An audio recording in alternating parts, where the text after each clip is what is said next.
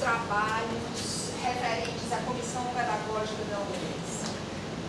Essa comissão, que está sendo organizada pela professora Margarete Sampaio, ela tem o objetivo de discutir as práticas e os saberes docentes que estão imersos na nossa ação de ser professor dessa universidade. Evidentemente que cada um de nós tem um conhecimento profundo, nós somos pesquisadores de algumas áreas específicas, alguém entende muito de biologia, o outro entende muito de história, o outro de medicina, o outro de psicologia, mas o que se pretende fazer aqui é discutir, ok, dentro dessa gama de conhecimentos, a gente precisa ver como é que se está conseguindo fazer chegar esse conhecimento ao nosso aluno. Esse nosso aluno, ele de fato consegue se colocar como uma pessoa que está inserido num ambiente de aprendizagem pelas nossas práticas docentes. Isso é vivenciado dentro da UES, como é que a gente está articulando as questões dos nossos conhecimentos específicos de cada área, com as questões de pesquisa, num processo não só de produção dos nossos papers, dos nossos artigos, como a gente está acostumando dizer, para alimentar o nosso currículo Lattes, como dar de comer do currículo Lattes tem sido o nosso tormento.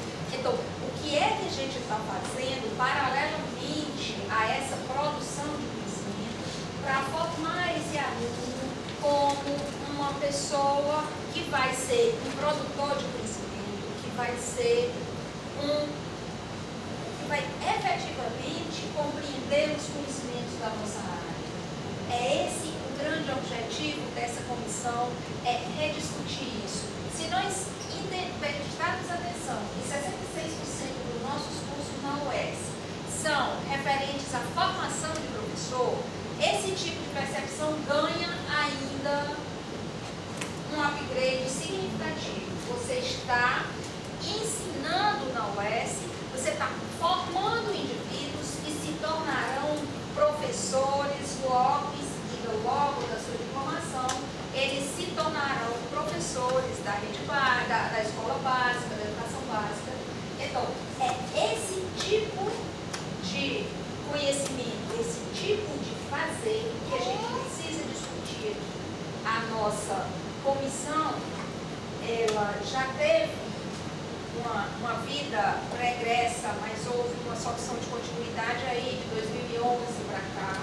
A gente tenta retomar isso, como se vai fazer isso, como se vai ressignificar essa nossa prática docente dentro da universidade, com vistas à formação de profissionais com domínio técnico, com domínio pedagógico, com uma capacidade de potencializar nossas práticas docentes, tendo em vista a formação dos nossos alunos. Então, é com enorme prazer que a Prefeitura de Graduação hoje pratica a sua primeira ação no sentido de dar vida a essa comissão, convidando o professor Fagundes para estar com a gente por esses dias e tratar mais especificamente desse tipo de análise desse saber, que ele é especialista. Então, eu gostaria imensamente de reforçar a importância dessa discussão no âmbito da universidade e gostaria de deixar com vocês mais uma vez, com a mensagem da Prefeitura de Graduação, nós estamos à disposição para discutir essas questões que acontecem dentro dos cursos de graduação. Convoquem-nos sempre que for necessário. Nós não temos exatamente a equipe com que sonhávamos em termos de quantidade de pessoas para dar esse apoio, mas a gente já está muito acostumado a não trabalhar em cima do sonho, mas trabalhar em cima dos dados de realidade. A gente trabalha com o que a gente tem e a gente tem se esforçado para multiplicar a nossa possibilidade. A professora Margarete está responsável por a célula de apoio técnico-pedagógico. Então, eu gostaria de desejar a vocês um trabalho muito profícuo e que aproveitem bastante a presença do professor. E gostaria de antemão de dizer que eu vou ficar aqui e em torno das 4 horas eu vou sair à francesa, porque eu tenho uma reunião pré-agendada, por isso já me desculpo, posso não ficar até o final, mas eu não posso ficar aqui até o final da tarde, mas gostaria então, vou passar a palavra para a professora Margarete, justificar a ausência do professor Jackson, porque ele desejava estar aqui para inaugurar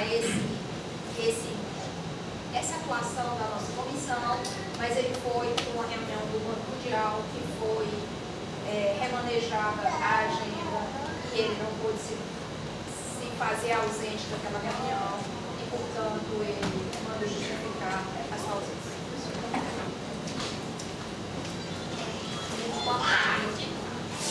Agora oficialmente, né?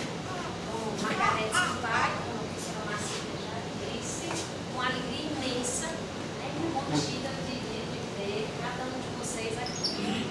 Foi um movimento de pesca, de busca, de insistência em algumas realidades e foi um movimento também de acolhimento imediato em outras. Agradeço imensamente a quem prontamente estarei sim, quero, compartilharei, o que até procurou, era isso que eu esperava, né? Isso alenta muito a nossa esperançosa busca crítica por uma formação pedagógica mais, digamos assim, mais consistente ou mais coerente com a universidade que a gente tem. E é uma alegria também muito grande ter o professor Maurício Fagundes aqui, né? Compartilhando com a gente esse momento histórico. Bom, nós constituímos esse grande grupo, né, e esse momento é o primeiro. É um grupo que tem professores que se deslocaram 400 quilômetros para virem de Iguatu, de Crateús, Quixadá, Itapipoca, e o pessoal vizinho aqui, né, veterinária, medicina, ciências biológicas, letras, enfim, e outros tantos virão, com certeza, dadas as condições de deslocamento, ou não. O importante é que a gente possa estar reafirmando os compromissos de horário em respeito a vocês, começando sem mais tardar. Bom, a gente pensou em primeiro situá-los quanto ao que seria para a Prograde esse projeto, esse programa de formação permanente. Na realidade, quando nós apresentamos a reitoria, nós fomos conhecedores, o reitor com muita tranquilidade e transparência nos disse: olhem, a gente não tem um aporte de recursos exclusivo para esse programa. Entretanto, todo o movimento necessário para garantir as condições mínimas, básicas, será efetivado. E aí a gente se sentiu muito animados lá na Prograde a tentar colocar aqui em rápidas transparências para vocês o que seria aquilo que nós estamos chamando de uma formação, um programa de formação, né? E aí, por conta disso, a comissão pedagógica. Bom, compreendendo a docência, né? E se na universidade ela tem, né? Ela ancora saberes intrínsecos, né? E objetivos e natureza específica, a gente acredita que a atuação do professor tem um embasamento em referenciais, sim, né? O seu fazer é uma prática situada e ética, as experiências se apoiam em teorias e que a gente tem concepções relacionadas a que sociedade a gente tem, se a gente quer mantê-la, se a gente quer transformá-la, bem como a que visão a gente tem de conhecimento. Esse conhecimento ele se dá por transmissão, esse conhecimento se dá por construção.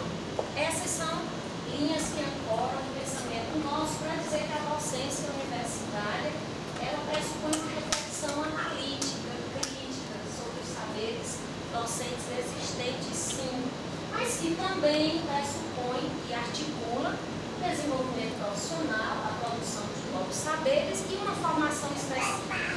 Então a gente se perguntava, como é que a Prograde pode dar conta de tudo isso sozinha?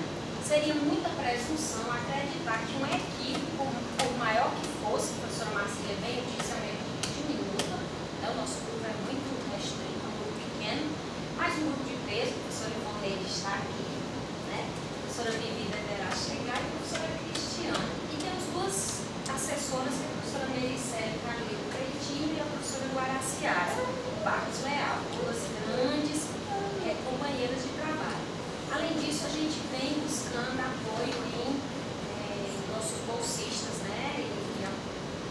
até da docência, ou da docência aqui já em nível de mestrado, lembra? Um dos nossos grandes, o braço esquerdo e direito desse projeto. Enfim, então assim, pensar que a Prograde sozinha não daria conta de tudo isso era pensar como é que a gente vai fazer então. Claro que a ideia de termos um de cada curso representando, trazendo o chão, o cheiro, a realidade, o sabor, aquilo que é a sua prática, o seu loco de atuação, sim, Itapipoca, é claro que é diferente de Iguatu. Sim, Iguatu, diferente de Fortaleza, pode ser a mesma licenciatura. Então, trazermos é trazer a realidade, né, vivida, experienciada, para a gente estar discutindo. E não discutindo de cima, implementando de cima para baixo, mas discutindo, pensando, treinando, né, buscando formas, né, buscando encaminhamentos, buscando um modo de agir, né, pensar e agir refletidamente, criticamente. Então, saibam que a presença de vocês aqui tem uma suma importância para que a gente mantenha um modus operandi, uma sistemática de atuação, uma docência universitária como aí está, para que a gente possa se inquietar um tanto e pensar que ela possa ser transformada, que ela possa ser modificada. Sendo assim, nós pensamos que alguns fatores, né, eles devem ser considerados na organização dos processos formativos para professores universitários. Dentro do espaço da professora Vivi, que eu falei há pouco, é membro também lá da nossa universidade. Então, quais seriam esses fatores? A formação específica para novatos, né, e a formação para todos. Então, há uma preocupação inicial, sim, a gente vai ver que uma ação nossa já acolheu 79 concursados, já agora, se eu entrar 1º de junho, né, eles deverão, imaginamos, né, assumir. No segundo semestre, a previsão, já uma negociação adiantada de concurso para mais 151 e possivelmente assumiriam, claro, ainda no ano de 2014. Ou seja, pensar a formação dos novatos, mas para nós mesmos, se pensamos que somos inconclusos, inacabados, né, com Paulo Freire, a gente vai imaginar que posso estar há 30 anos na docência e ainda ter o que aprender, ter o que compartilhar com os meus pares, ter o que acrescentar, né? Então, a formação para o desenvolvimento pessoal, para a resolução de necessidades da instituição, motivações intrínsecas, como também para o reconhecimento e o impacto na formação e na carreira docente. Nós sabemos que a UES, no seu projeto de ascensão funcional, né, seja em nível horizontal, né, letra a letra, toda essa formação conta, né, a partir da resolução, né, do Sul, como também uma formação generalista do tipo pedagógica e a específica vinculada à área de cada um de nós. Claro que estando, né, como pedagogas, uma professora pedagoga, assessora pedagoga, mas outras da matemática, da química, né? A Prograde hoje ela está bem diversificada, química, matemática, lá no nosso grupo, ciências biológicas, mas a gente não daria conta, como eu já falei. Então, a vinda de vocês é trazer a realidade no sentido de, bom, o curso de matemática da UES, ele precisa pensar, rever, ou rever-se a si mesmo, enquanto projeto pedagógico, nesse âmbito, nesse aspecto. Né? O curso de pedagogia, hoje, sequestrado o seu projeto no Conselho Estadual de Educação, precisa fazer uma ampla discussão, precisa atualizar o seu currículo. E aí, cada realidade, a medicina também deve ser diferente. Então, o que é que a gente vai poder estar fazendo com novas coordenações, que assumiram agora em junho, né? E com esse perfil que a Prograde nos convida a partejar, né, conosco como projeto. Então, nada está pronto, são apenas esboços, são inspirações, para a gente poder estar discutindo. A formação da docência para a pesquisa, né? Muitos de nós já têm, como disse a professora Marcília, nem que seja a reboque da latistocracia, né? Alimentar, dar de comer o curricular, nem que seja a reboque, a gente está aí publicando, mas publicando com que sentido, com que significado? Publicando para quem? Publicando para quem? Com quem publicamos? Né? Onde publicamos? Então, que pesquisa é essa que a gente está fazendo só para publicar? pesquisa é essa? Ela tem respaldo? Ela tem rebatimento na realidade dos alunos, dos cursos? Né? E formação para as tarefas de gestão, né? Tendo em vista as relações externas. Essas são as considerações feitas por Zabal e que nos inspira. Além de considerar diferenças culturais, né, existentes entre nós, a formação baseada em sujeitos e em instituições, Marcílio colocou muito bem. A UES tem, eu diria, aliás, além de uma característica que ela já viu, além dessa massiva atuação com licenciatura, falou algo da ordem de 66%, formação de professores, ela também tem em sua história um dado de realidade que a gente marca que é a interiorização. Então, foi a primeira universidade pública a se lançar, né, que estava a professora Dília, a professora Josete, então, assim, essa interiorização, ela remonta de um longo tempo, remonta de momentos em que professores, a gente dizia professores BR ou CEs, né, estavam nesse movimento.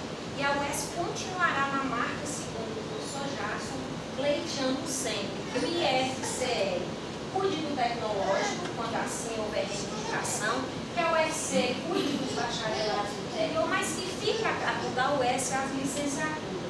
Por isso, um fórum itinerante que a Rio vem realizando, o primeiro foi em Itapipoca, a professora Ana Luísa estava lá conosco, em que a gente está discutindo com a realidade, com o município, quais são as demandas, e levando as instituições de nível superior para estar definindo e não repetir a oferta. Não faz sentido a UES estar oferecendo uma licenciatura que o IFCE vem oferecer, ou a UFC, ou a UVA, ou o instituto que seja. Então, essa discussão ela é atual e ocorrerá em todas as cidades onde a UES tem os seus 7 campos. Né?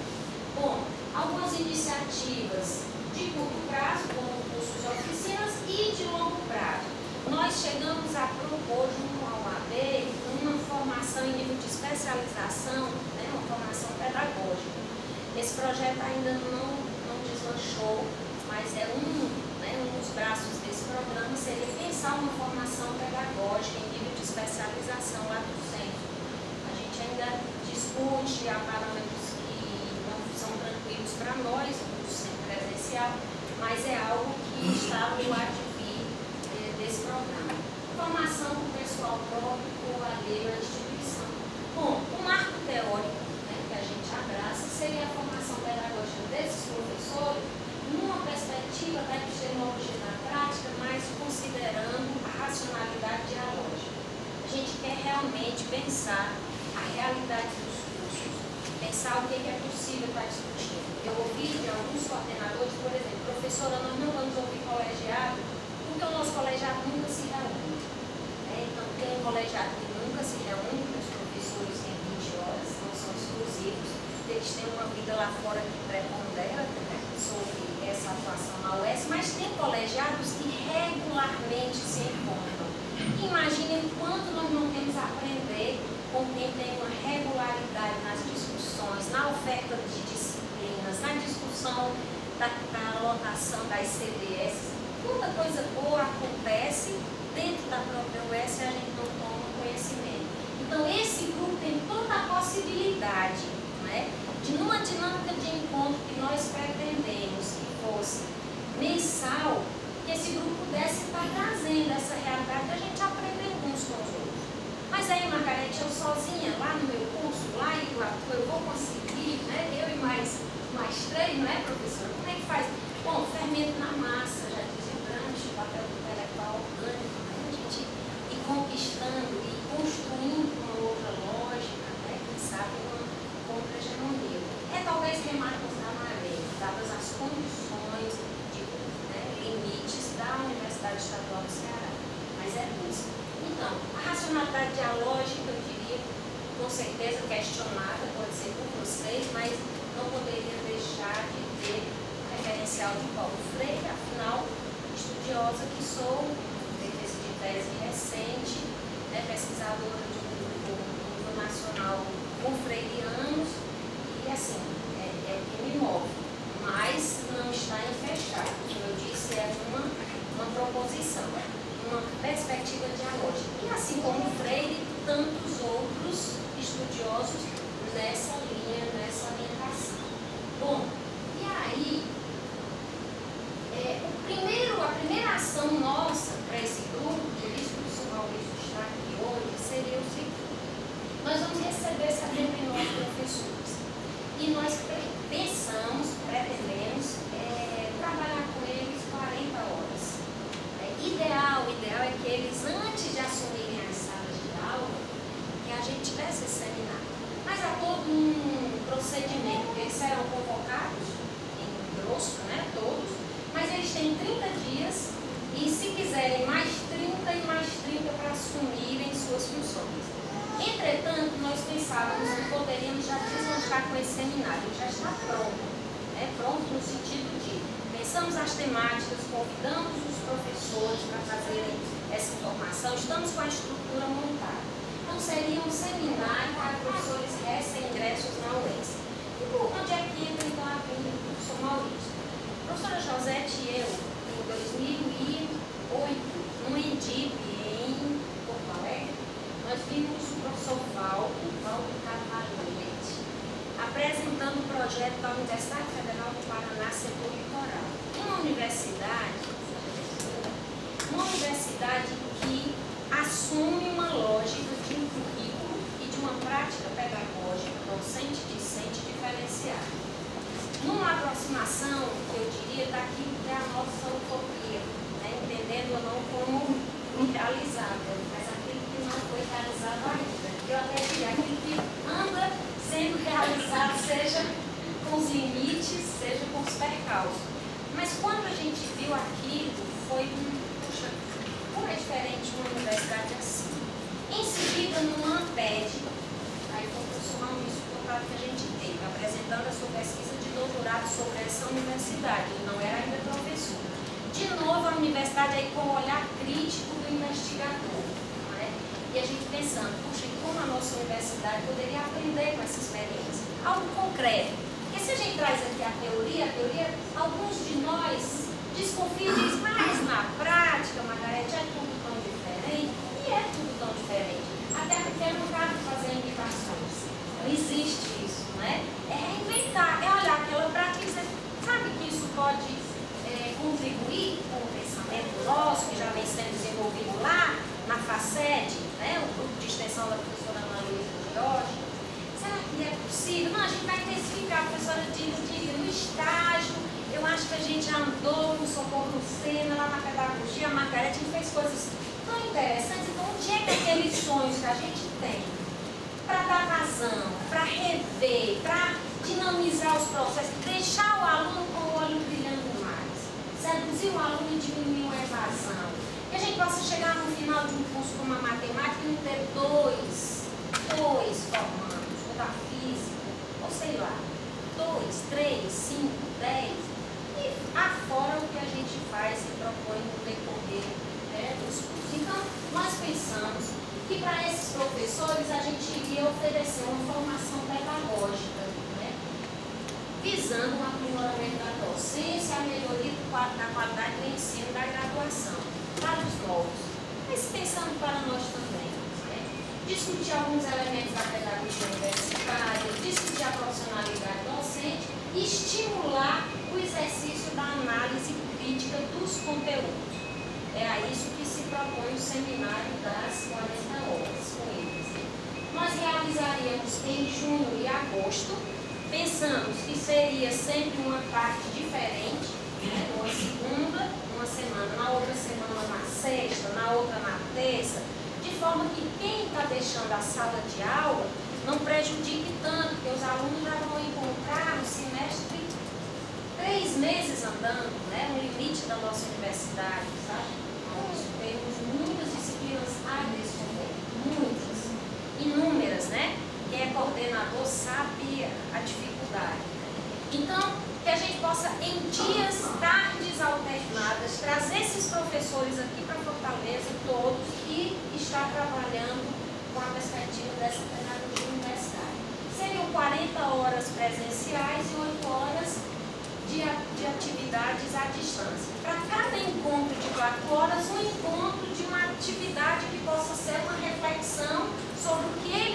fazendo na sala de aula. E aí é uma metodologia a ser combinada com os professores. Né? Bom, esses são os encontros aqui no Itaperim. O que nós pensamos em oferecer a eles? Primeiro, que o reitor, ninguém melhor do que ele, para dizer a esse grupo de professores novos como é que está o S no cenário nacional, entre as universidades estaduais, qual é a configuração. A professora Marcília, nossa pró-reitora, possa dizer, e a graduação, como é que ela se encontra no contexto da UES? Então, pode ser que tenhamos professores que já são nossos substitutos. Tem professor substituto que já fez 7 concursos como substituto. Já está aqui há 14 anos, isso agora vai ser efetivado. E há substitutos, né, que foram alunos nossos que estão aqui há 2 anos. Né? E há professores, colegas já de trabalho, de produção, de outras universidades que finalmente serão efetivados. Situar programa. E aí a gente entraria com a discussão sobre a pedagogia universitária, com a professora aqui do Centro de Educação, em seguida os saberes necessários a essa docência, com a professora Bernadette Couto da UFC. Em seguida, a discussão sobre a profissionalidade docente, que é ser professor universitário hoje, com a professora Melissé.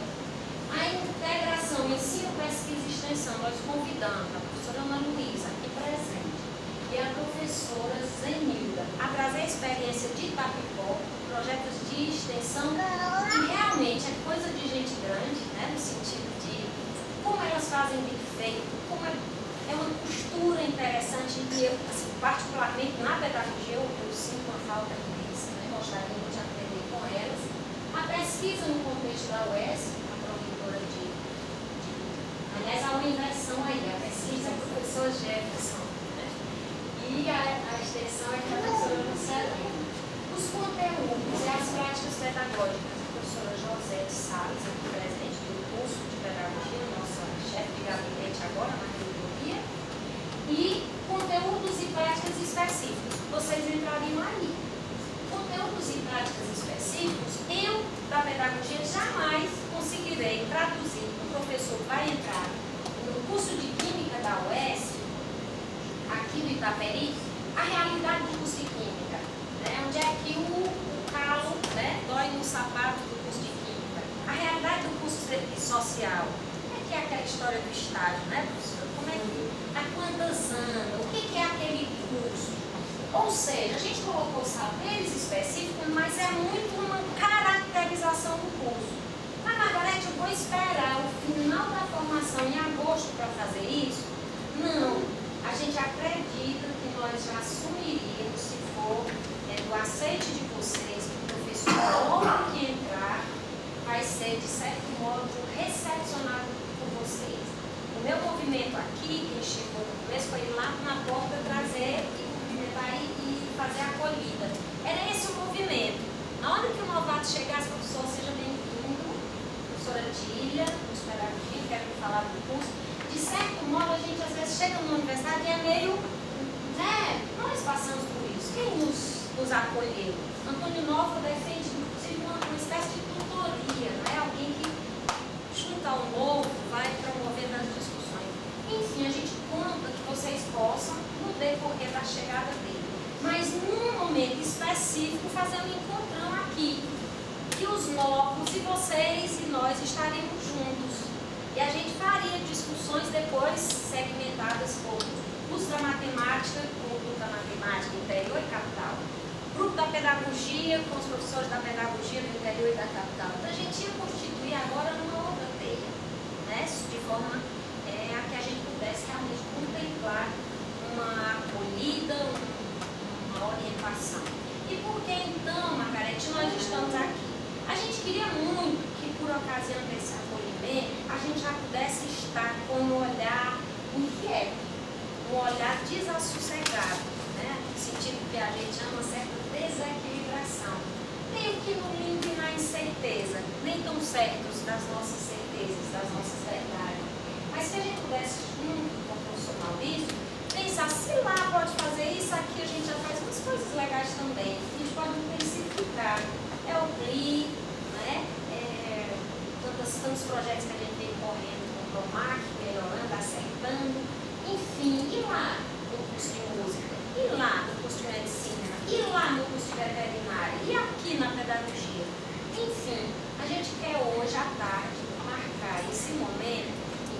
possa estar vendo outra realidade, uma realidade possível, se é que é possível, é a pergunta do livro, do professor, mudar a universidade é possível, não é? Então, será que é possível mudar o nosso curso? Então, essa conversa hoje à tarde com o professor Maurício tem o sentido de, olhando uma prática que já há algum tempo nos encanta, né? A gente vem se informando, vem procurando saber mais. Estando nessa condição agora na programa, eu não me furtaria de não compartilhar com vocês. E de desejar que a gente possa, na medida em que nos sentirmos mobilizados, puxar dele, né? O que acontece e dá certo? Por que não dá certo certas coisas, né? Então, que a gente possa estar olhando essa realidade, e no momento que a gente estiver recebendo colegas, né, daqui a pouco, a gente possa pensar junto com eles. Mudar a universidade é possível? Mudar o S é possível? A gente só vai saber no caminhando, tá certo? Então, passo imediatamente a palavra ao professor Maurício, que além desse tem outros tantos trabalhos de projeto pedagógico, político-pedagógico, já desde a educação básica, da professora Irmã Passos, é orientando a professora Maria Isabel da Cunha, então, publicações não apenas para o Lattes, mas é uma prática que eu diria, já conhece um tanto, que dá gosto de mostrar, e dá gosto de não esconder só pra gente. Maurício, esses são seus, os meninos, tá certo? Sinta-se em casa. Margarete, você merece aplausos. Você nos motivou a estar aqui e a continuar.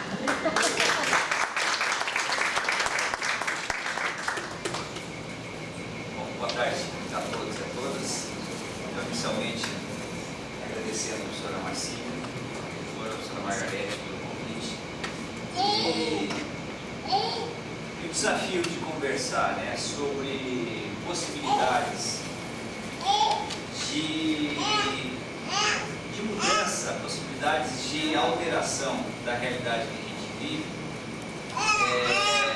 é muito prazeroso, né? É muito prazeroso e é carregado, sim, de ousadia, eu diria, por parte de quem se coloca à disposição, coloca o seu ouvido à disposição, como também de quem ousa, né, arriscar algumas coisas, de algumas experiências, de um pensar sobre movimentos possíveis, ou movimentos inquietantes com a realidade que a gente vive. Então é mais ou menos por aí que eu organizei um pouquinho a minha fala. Deixa eu localizar aqui para a gente ir guiando então pela... eu pensava um pouquinho, né, no título eu daria, né, para a nossa conversa. E aí vem, escutando algumas pessoas, a Margarete estava um pouco nova, né? Nova, hoje é reitor da Universidade do Porto, em Portugal, e ele enfrenta diariamente, né, o desafio agora não mais de escrever, não mais de pesquisar, mas de efetivar pensamentos, propostas, né, discussões, problematizações que ele, né, tem percorrido o mundo. E uma das coisas que ele vem falando, em uma última fala dele ainda esse ano,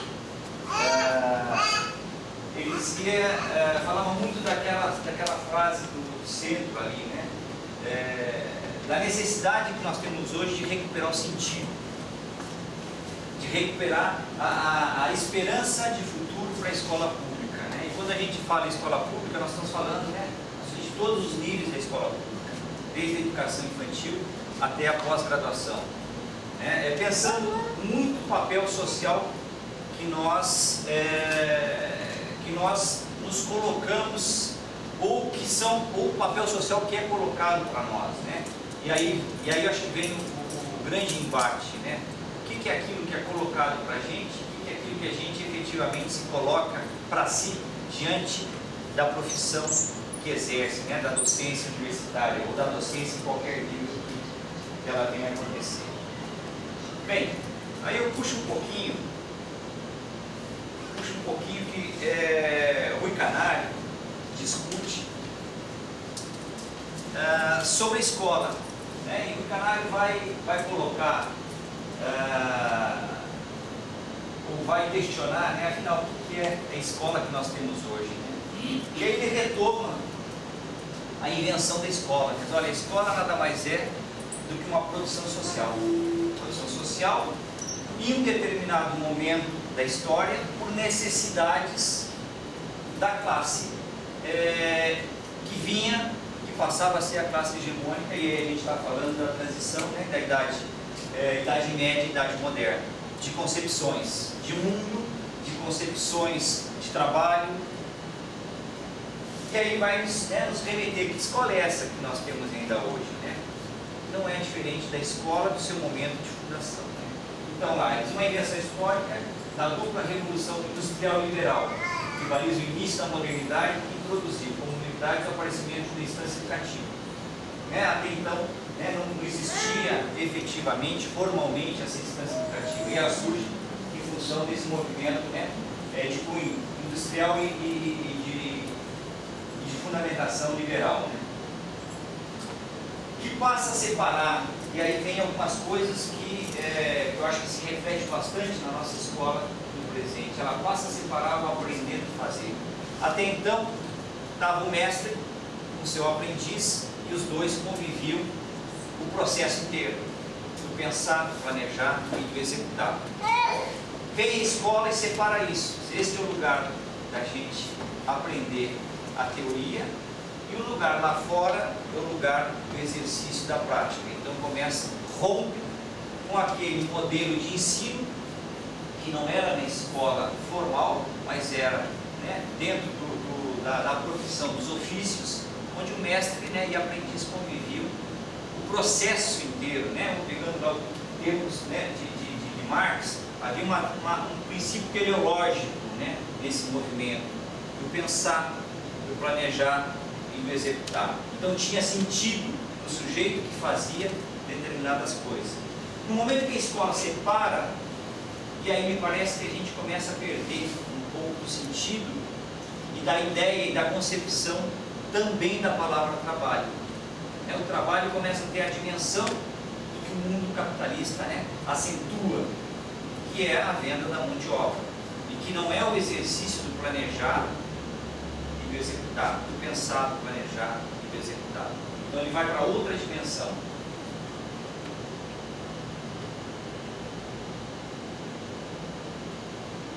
Passa a ser uma nova forma de socialização, né? Então é um espaço retirado da sociedade, então se retira da sociedade um grupo e passa a, com esse grupo, trabalhar um outro jeito de socialização, né? Que a gente fortemente, né, hoje defende, e talvez também seja coisa para a gente repensar quando a gente defende, que cada vez mais cedo a criança vá para a escola para ter um espaço de socialização. E aí a gente vai colocando desde esse momento uma série de tarefas para a escola que passa, né, pela ideia de que a escola é o centro único onde a gente pode aprender, onde a gente pode socializar, se não o centro único, mas o centro preferencial para esse tipo de situação. Aí o Canário vai colocar e diz assim, olha, então eu acho que a gente dá para pensar a escola sobre 3 dimensões: sobre a forma, sobre a organização e sobre a instituição. Sobre a forma, né, o que ele nos diz? A aprendizagem com cultura com as atividades não escolares e correspondendo naturalmente à dimensão pedagógica. Então o que se aprende na escola não tem nada a ver com a vida diretamente, são outros saberes que depois eu levo para aplicar na vida, mas são saberes específicos de cada área. E aí a gente vê muito forte em todas as áreas, né, que a gente for pensar um pouquinho. Enfim, a gente trabalha uma matemática apartada do mundo real, a gente trabalha uma história apartada do mundo real, a gente trabalha uma língua portuguesa apartada do mundo real, né? Então vai fazendo essa dicotomização. E por consequência a desvalorização dos saberes adquiridos, né, fora da escola. Então a escola como forma, agora a escola como organização. Então possibilitou a emergência de sistemas escolares modernos. Então cria, né, o que a gente tem hoje dos níveis. E aí vem de onde? Vem da idade moderna. Né? E às vezes a gente pensa que está, né, quando não reflete sobre o assunto, leva a gente a pensar que são coisas contemporâneas, que são coisas agora, né, da nossa contemporaneidade. Mas na verdade ela vem, uma construção que vem na idade moderna, quando tem uma necessidade de organizar social, filosoficamente e economicamente uma sociedade para dar conta e consolidar, né, uma mudança de dominação.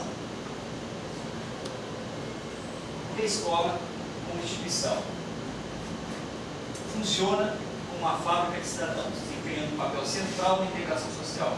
Vejam bem, aí novamente, né, ele nos aponta alguns equívocos que a gente comete, né, e a gente faz algumas coisas como a ideia da homogeneização. Então quer-se fazer uma unificação cultural de norte a sul, de leste a oeste.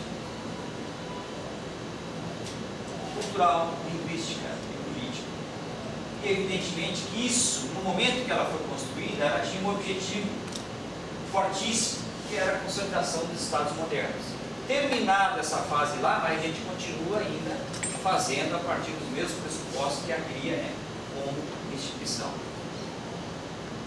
Vamos adiante. Bom, então aqui a primeira parte, para situar vocês, né, eu comecei falando sem situar o que eu pretendia, mas para situar no decorrer. Primeiro, para a gente trazer a escola, né? Qual é a escola que a gente fala? Nós estamos falando de escola, que escola nós estamos falando? Que realidade nós estamos falando? E aqui um pouquinho de como eu entendo a possibilidade de trabalhar essa escola por dentro de um projeto político-pedagógico que possa ser o elemento que vá permear a formação que você se propõe aqui, né? Então, quando eu penso em formação, eu acho que não tem como fazer a formação docente se não estiver atrelada ao projeto político institucional e ao projeto pedagógico de curso. Porque senão nós teremos N formações. Nós teremos dentro de um curso, cada um com o seu projeto político-pedagógico na cabeça, em que todo mundo tem. Às vezes refletido, às vezes não refletido. Né? Então, qual é a base conceitual, né, que eu penso dentro do projeto, como possibilidade depois da gente entrar na experiência e também orienta um pouquinho lá. Então, o projeto político-pedagógico com totalidade concreta. E aí eu vou lá buscar um pouquinho, inclusive, né? Essa ideia de, em todo estruturado, dialético, no qual um fato, qualquer classe de fatos conjuntos pode vir a ser racionalmente compreendido. Ou seja, a possibilidade de entender que o projeto político-pedagógico, ele é muito mais do que uma intencionalidade, mas ele é uma intencionalidade que está no tensionamento entre uma realidade maior sempre. Embora constitua uma totalidade, ele é parte de uma totalidade maior. Que totalidade maior é essa que eu falo, né? Olha, ele está inserido num sistema econômico que tem uma intencionalidade quando financia a educação. Ele está inserido num sistema social, seja esse sistema social local ou global, né? E aí quando tem aqui uma realidade de vários lugares da mesma instituição, evidentemente que também permeia essa complexidade ou faz parte dessa totalidade, né? Esses vários tensionamentos que vão dando a direção para onde a gente caminha. Então, se a gente colocar o projeto político-pedagógico como essa totalidade, mas vejam bem, e aí eu falo uma totalidade que é uma totalidade sempre aberta, entendendo que se ela é movimentada por relações sociais e que são permeadas por contradições, que é uma outra categoria que eu acho que é fundamental também a gente pensar, evidentemente que elas são provisórias. E são provisórias também porque, por mais que a gente tente, né, objetivar, escrever que relações são essas que permeiam o meu fazer docente, que relações são essas que fundam o meu projeto pedagógico de curso, o projeto pedagógico institucional, meu projeto de sociedade, como que eu dou conta disso de forma a apreender toda essa realidade? Então a realidade sempre, e o Alvo Vieira Pinto vai dizer, sempre vai ser imensamente mais rica da possibilidade de objetivá-la, né? De circunscrevê-la em um espaço, em um documento, em um fazer. Né? Então, a totalidade sempre aberta. Embora eu tenha que ter clareza, né, de que é um conjunto de relações que se interpenetram e que dão forma ou deformam aquilo que eu me proponho. Então, o projeto, né? O projeto como espaço de explicitação das contradições.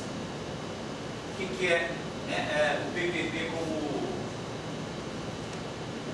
como explicitação, né, das contradições? Vejam bem, no momento que a gente entende ele como totalidade e coloca as múltiplas relações sociais, econômicas, políticas, evidentemente está recheado de contradições, de quereres e de não quereres, né?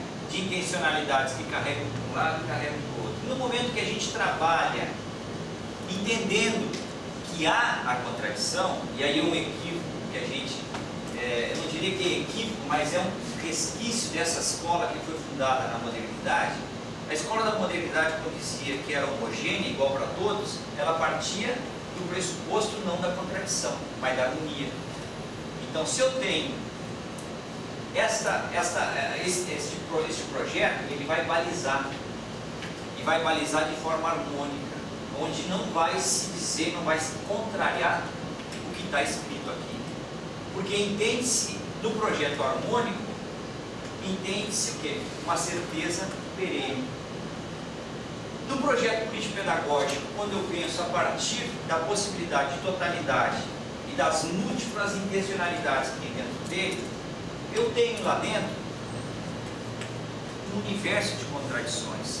E o universo de contradições não é ruim, é excelente, porque é isso que vai dar movimento e que vai fazer com que aquela totalidade seja eternamente provisória também. Porque eu vou fazendo sínteses, novas sínteses, permanentemente. Né? Claro, nos ajuda no sentido de quê? De que nós façamos a reflexão. Caso contrário, né, aí nós vamos cair lá o que Marx coloca, né, fortemente, que é alienação. Né? Alguém vai pensar por nós e nós vamos apenas executar projetos e processos que não são nossos. Mas que no decorrer, né, da minha profissão ou da minha profissionalidade, eu vou entender muitas vezes como sendo processos que eu defendo, né, ferrenhamente aquela posição. Que talvez, se parar algum momento para refletir de onde parte isso, qual o interesse que tem essa pessoa ou esse grupo de pessoas para construir esse projeto de sociedade, esse projeto de curso, eu vou me dar conta que isso talvez tenha sido válido para um momento histórico no qual ele foi criado.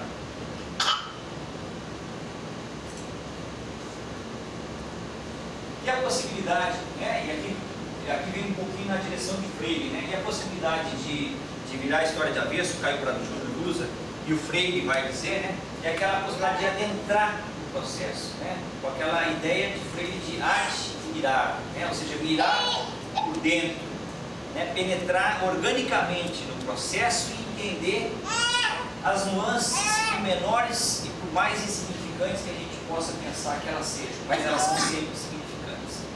E para que, de posse disso, e aí o que eu estou dizendo, né? É o diálogo que a gente vai estabelecer constantemente com o aluno, entre nós pares, com a sociedade, com a comunidade, e a gente vai dizer, olha, não, nós estamos aqui porque nós temos um papel social com essa comunidade. Normalmente a gente não escuta a comunidade, né? E aí a gente faz para a comunidade e não faz com a comunidade, né? E aí filosoficamente, né, tem toda a diferença, né? E aí a gente pressupõe que nós sabemos, e porque nós sabemos, nós ensinamos e aplicamos conhecimentos para quem não sabe. E aí nós estamos partindo de um outro pressuposto que não é mais esse, né? De uma construção dialética de projeto político-pedagógico, projeto de curso. E a última categoria, né, que eu penso que é fundamental para a gente ter um projeto para a formação, ter um projeto para a construção do currículo, né, e por vezes a gente se debate muito na construção do currículo, acho que é uma coisa legal, né, de pensar no currículo, ter o projeto como possibilidade de mediação, né, mas que mediação? Mediação dialética, é aquela que nega. Ou seja, o projeto ele vai me ajudar a problematizar o que eu faço. Não significa negar na perspectiva de desqualificar. Não, mas de problematizar. O currículo, eu estou distribuindo o currículo do curso em 20 disciplinas. O que o projeto vai me dizer assim? Olha, o projeto indica que a intencionalidade do curso, o papel social do curso é tal, tal, tal. E eu vou me perguntar. Quando eu faço isso no currículo, eu estou indo na direção ao encontro ou de encontro ao que o projeto que deve iluminar o nosso fazer está buscando. Então, no sentido de interrogar, no sentido de perguntar, no sentido de problematizar. Obrigado. Vamos lá. E aí, o Caio Prado Júnior vai nos lembrar, né? A gente, né, então, baseia todo o nosso fazer, todo o nosso pensar, né, numa perspectiva dialética. Mas olha, não são relações lineares. Não significa que se eu fiz, né, tudo isso, imaginando eu fiz o passo a passo, eu vou ter segurança e vou ter a possibilidade de idealizar aquele movimento. Não, justamente porque é um movimento permeado de contradições, formado por uma realidade concreta, que tem N interesses, certamente algumas coisas vão avançar na direção que eu desejo e outras ainda não. Mas não significa que não aconteça, significa que nesse momento, né, a gente ainda não conseguiu caminhar na direção do desejado. Vamos lá. Então aí entramos lá no FPR litoral. E aqui eu começo a relatar para vocês um pouquinho. Então eu retomei lá com o Canário, e peguei um pouco das 3 categorias da dialética, para falar para vocês que esse movimento, então essa discussão de que escola pública nós temos, que escola pública nós queremos, e como pensar essa que nós queremos, que aí é então subsidiada bastante por um princípio de conhecimento, né, por um princípio epistemológico dialético, que a gente vai construindo um movimento. E aí já cabe dizer de saída que o que a gente vai construindo, e algumas coisas que eu escrevo aqui, não são harmônicas, não são lineares. Então acontecem, não acontecem, professores estão num nível de discussão, outros não estão nesse nível de discussão desejado, pensado pelo projeto, né? Então são movimentos que vão acontecendo. Mas aí eu vou buscar aqui para vocês a estrutura do projeto e eu quero que vocês fiquem à vontade, né, para ir interrompendo, falando, enfim. A ideia é que seja uma conversa, não um monólogo. Embora eu vou fazer um monólogo. Esses são os problemas também, né? Gente, a universidade lá, o setor litoral, começa diferente. Às vezes eu digo, né, por isso que ele é meio metido à besta, assim, né? Ele começa diferente porque ele começa com uma parceria. Ele não começa com um projeto exclusivamente federal, embora seja uma instituição federal. Ele começa com uma parceria com o governo estadual. Então, recordando vocês um pouquinho do momento histórico de que isso acontece, que eu acho que é fundamental, né, a gente sempre retomar e contextualizar historicamente algumas coisas para entender. Esse projeto é implementado em 2005. Em 2002, 2001, 2002, fugiu agora a data certa, mas 2002, está o movimento de eleição para governador estadual e eleição para presidente. E na universidade está para reitoria, né? Então a proposta da reitoria, a princípio não tinha nada a ver com o movimento macro, né? Mas passam a ser movimentos que têm uma coincidência, como diz o pessoal, né, que conhece um pouquinho mais da astrologia, né, houve um alinhamento dos astros e a coisa acho que ficou mais fácil. Então, dentro do processo de campanha para a reitoria, Evaldo, que está na direção ainda hoje, foi eleito, era um dos membros desse grupo. E na época ele era pró-reitor, então ele era um dos membros do grupo que começou a pensar que possibilidade, porque fechou em 2012 100 anos da universidade, que possibilidade de criar um movimento que resgatasse lá a origem da universidade, quando ela foi criada, que era em outro contexto social, outro contexto político, mas que era de dar sentido à universidade, de recuperar o sentido da universidade. Quando a Universidade Federal foi criada lá, ela foi criada para dar embasamento da formação para o pessoal, né, que nascia no Paraná e tinha que fazer a sua formação em São Paulo. Então, a cultura que trazia não era a cultura do Paraná, trazia a cultura paulista para o Paraná. Isso incomodava várias lideranças, que inclusive eram oposições na época, né, políticas do Estado, mas todas entendiam que tinha que ter uma formação local, como vocês entendem que tem uma formação de vocês aqui dentro entre vocês, né? E aí o que começaram a pensar? Olha, então a possibilidade da gente retomar um pouco essa ideia de papel social da universidade, e se entendemos que a universidade tem um papel social com a população, ela tem que estar num lugar onde tem a necessidade dela. Então não adianta criar em Curitiba mais um campus, mais um setor, porque aqui já tem, né, N universidades, além da federal, tem N universidades, então isso aqui não precisa mais. Mas aonde precisa? Olha, um lugar onde tem um índice menor IDH.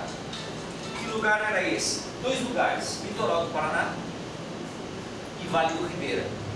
Então, situando geograficamente para vocês, Litoral do Paraná é um litoral pequenininho, mas não tinha riqueza na época da colonização, né? Não tinha minério, não dava para plantar. Você pega a Serra do Mar, junto do mar, né?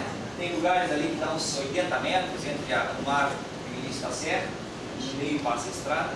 Então não tinha condição de nada. O que o colonizador fez? Ele não queria, né, entrar lá para fazer, né, o papel social dele naquele momento era outro, era enriquecer, né?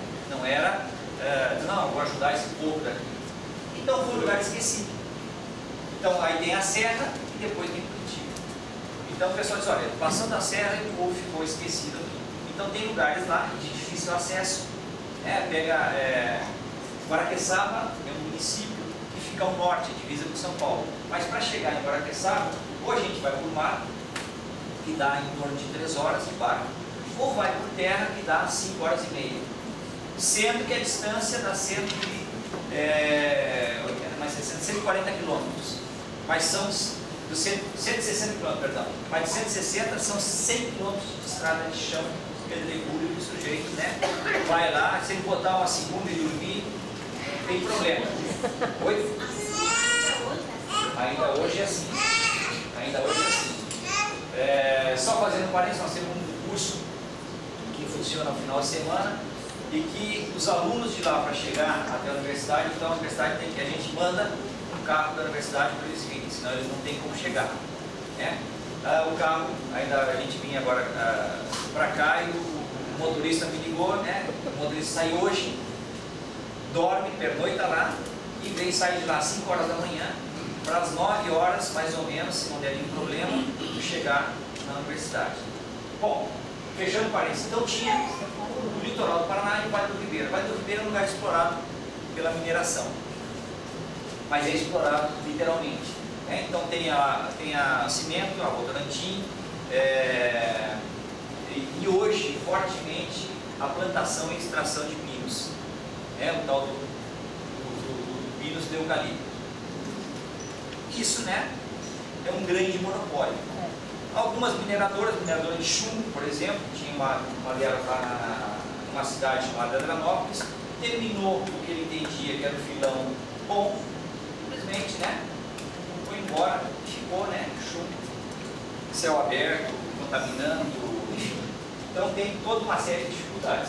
Então a ideia do grupo que estava pensando o novo setor seria, olha, onde que é mais útil. E aí, nas decisões, acabou indo para o litoral, tanto para um lado como para o outro, mas com a responsabilidade pensada, né, nos 2 lugares. O governo do Estado um sujeito, não sei se vocês ouviram falar, hoje é senador, o Requião, bem polêmico, né? E lá no Paraná também tem várias universidades estaduais. Só que o projeto de universidade que o Requião queria, ele queria mexer também. Só que com a universidade que está instituída não se mexe, né? A universidade tem autonomia. E aí os sujeito, não, quero implementar isso. Tá, vai continuar querendo. Não tem como. Né? Até pode, né, fazer um discurso bonitinho. Não, governador, nós vamos discutir e tal, mas não implanta nunca. Né? O Requião era candidato a governador. E o Lula era candidato novamente, no ano que foi eleito, né, a presidente da República. Consequência do movimento, no ano anterior, o grupo lá se elege na reitoria, no ano seguinte, o governo do Estado e o governo federal também, né, se elegem. Bom, Lula carregava, em seguida ele explicita, né, o interesse de interiorizar a universidade. Evidentemente que não é um desejo único dele, né, mas também tensionado, né, por pressões internacionais, né, no sentido de aumentar, de melhor qualificar a mão de obra. Então não foi uma dádiva, né, Lula, mas teve um forte componente político dele, que foi de levar as universidades públicas. A pressão já vinha do governo anterior, do Fernando Henrique. O que o Fernando Henrique faz? Estimula as universidades privadas. Então tem aquele boom, né, de faculdades privadas, porque é impulsionado pela pressão externa, né, de melhor qualificar a mão de obra. Lula vinha carregando também, né, essa pressão antes de se eleger, aí só que ele faz com o dinheiro público, né? E aí isso tudo, né, esse alinhamento de astros, essa conjugação de astros, resulta na construção ou nas condições objetivas para a implantação desse setor. Vamos lá. Que princípios, então, tem o projeto lá? Então, isso aqui são princípios escritos, né, no projeto, e